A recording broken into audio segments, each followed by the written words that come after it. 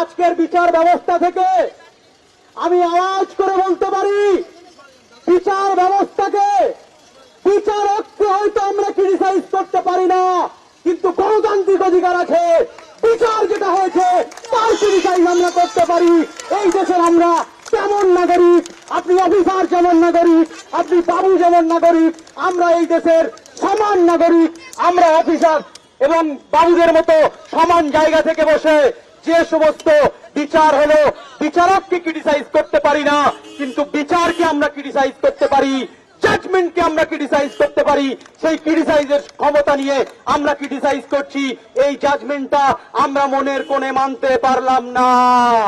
একজনকে life imprisonment দিয়ে বাকি কাদেরকে সারা জীবনের জন্য মুক্ত করা হলো। একজনকে জেলের ভিতরে ঢুকিয়ে বাকি কত তোতা পাখিকে উড়িয়ে দেওয়া হলো। আমরা এই প্রশ্নগুলো করতে চাই। একজনকে খাঁচায় আপনি ঢোকাবেন আর বাকিগুলোকে কি বাইরে বাঘ তৈরির জন্য ছেড়ে দেবেন? এটা আমরা মানব না।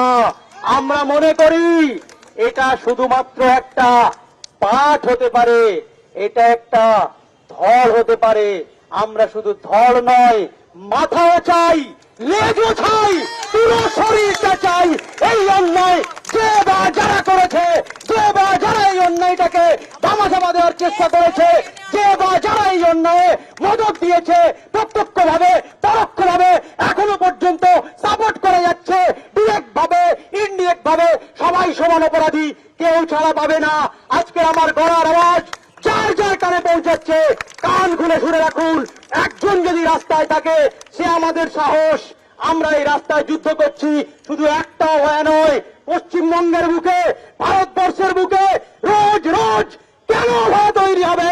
স্বাধীনতার ৭৫ বছর পরে এসেও এরকম অভয়ার মতো ঘটনা কেন আমাদের দেখতে হবে? প্রশাসন, আইন, আদালত, বিচার ব্যবস্থা আমাদেরকে উত্তর দিয়ে যান। আর কত অভয়া দেখলে, আর কত অভয়া দেখলে তারপর আমরা অভয়াদের জাস্টিস পাবো? এই উত্তরটা আমরা চাই।